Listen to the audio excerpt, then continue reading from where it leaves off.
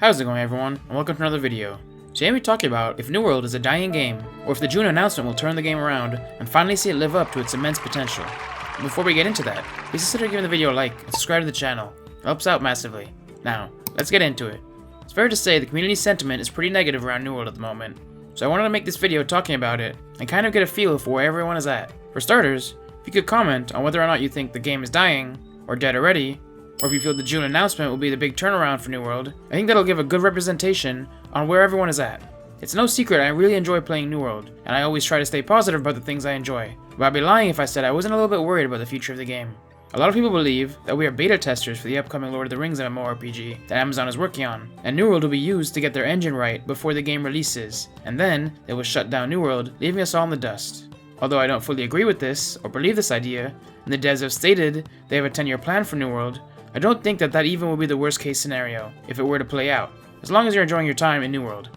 I know I don't get that much time to play, so whenever I get on, I'm still enjoying it. If in a few years, the Lord of the Ring MMO comes out, and it's pretty much a reskinned New World, but with all the issues fixed, and they choose to end New World, I'd be sad for sure. Losing my character would be a shame.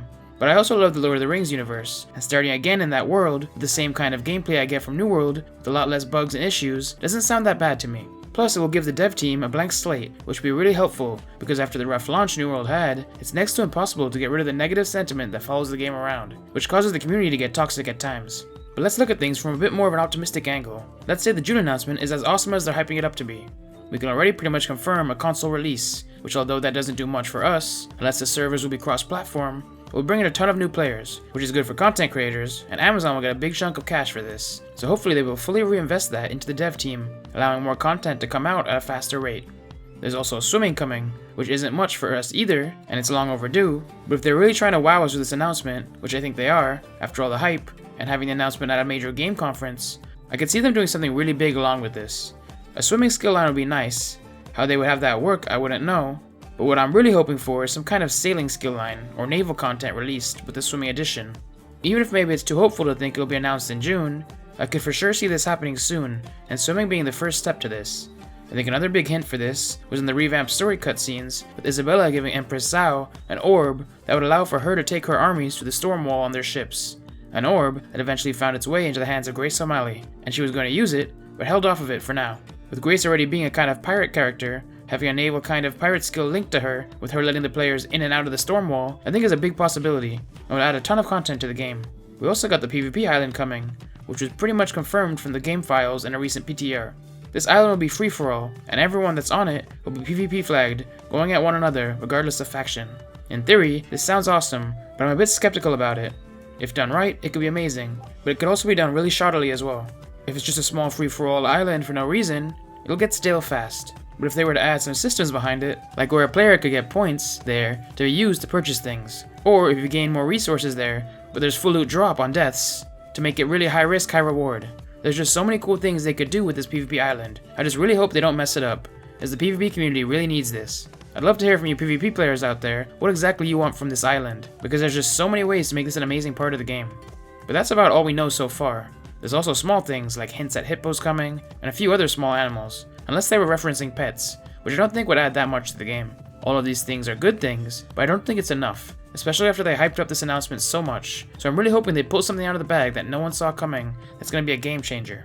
They also announced no paid expansion this year, which is a bit worrying for some, but when Brimstone Sands came out, it wasn't referenced to as an expansion, so hopefully something like that again, and getting it for free is always a bonus.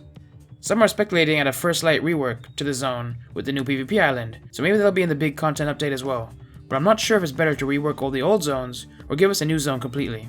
I'm on the fence. I like how most of the old zones look and feel. If anything, I would just like to see mobs in certain areas be varied up a bit, with fully new zones being added with content updates. But reworking First Light could be another hint to some kind of naval content, with the zone being on the coast, with water all around it, and the PvP island needing a way to get to it. They could possibly rework the whole zone into a water-heavy area, being attacked by pirates and leading to naval content. But what are you hoping for from the June announcement? And do you think New World will make a big comeback, or continue to decline in numbers until an eventual shutdown happens? Let me know.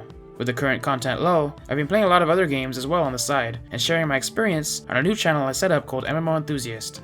I'll be checking out all kinds of MMOs on that channel, and I already have a couple of videos up on there that you can check out.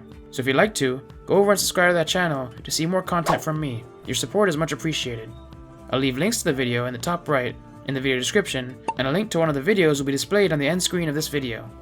Let me know what you think of the games I've checked out so far, and which I should check out next.